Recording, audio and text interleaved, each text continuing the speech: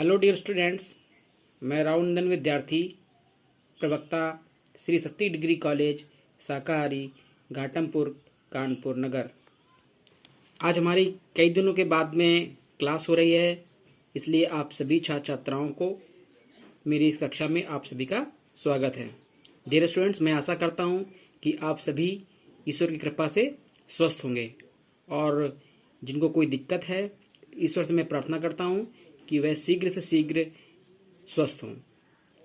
तो dear students, इसी आशा के साथ में आइए हम शुरुआत करते हैं अपने इस चैप्टर की, जिसमें हम पढ़ रहे थे भारतीय संगीतज्ञों के बारे में।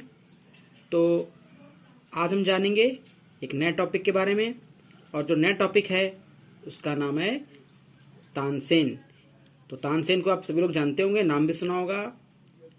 तो चलिए आज इन्हीं के बारे में जानते हैं। तो डियर स्टूडेंट्स, ये मैंने नोट्स बनाए हैं आज के, आपको भी बनाना है वैसे ही। तो सबसे पहले डालेंगे ऊपर हेडिंग तानसेन, ठीक है। इसके अंतर्गत लिखेंगे अकबर के समय तानसेन एक प्रमुख गायक थे।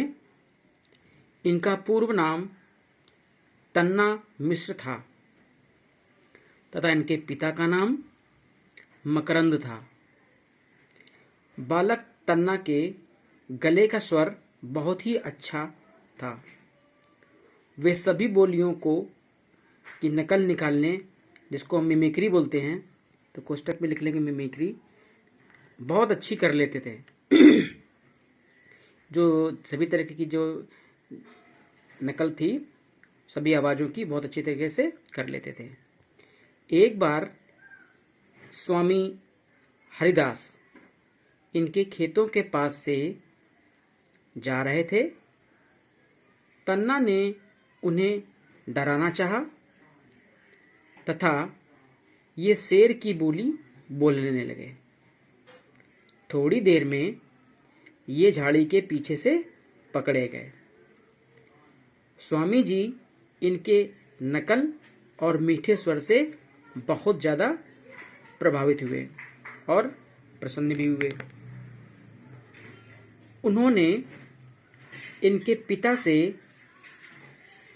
कहकर बालक तन्ना मिश्रा को संगीत सिखाने के लिए अपने पास रख लिया। थोड़े ही समय में ये अच्छे संगीतज्ञ हो गए। तत्पश्चात तानसेन ग्वालियर तथा रीवा के राजाओं के यहाँ रहे। इनकी ख्याति सुनकर अकबर ने अपने दरबार में आगरा बुला लिया। इन्हें अकबर के 9 रत्नों में से भी स्थान मिला। कहा जाता है कि इनके गाने से पक्षी, हिरन आदि इनके पास बैठ जाते थे। तानसेन उस समय सबसे अच्छे गायक माने जाते थे। माना जाता है कि दीपक राग गाने से आपका स्वास्थ्य गिर गया था और इसी कारण इनकी अकाल मृत्यु हो गई थी।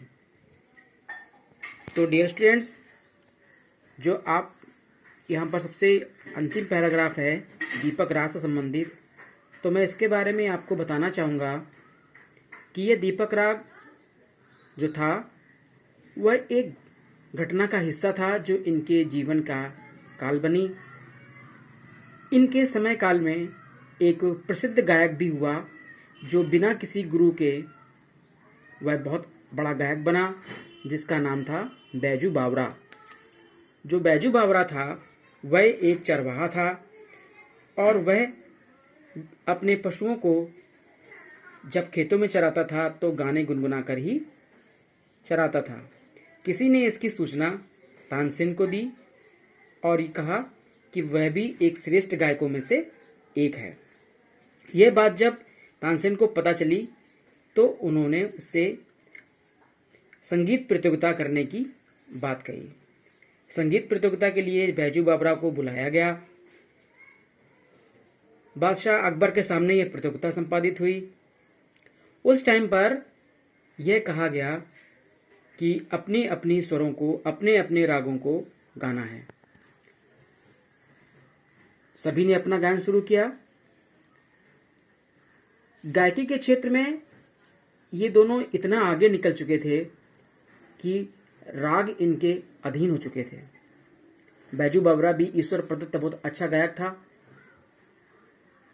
जब इनका प्रतियोगिता चल रही थी तो रागों को गाते गाते गाते गाते जो सबसे कठिन राग है, जिसको बोलते हैं दीपक राग,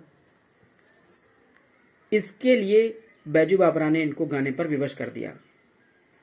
कहा जाता है कि यही वो राग था जो संध्या काल में गाया जाता है।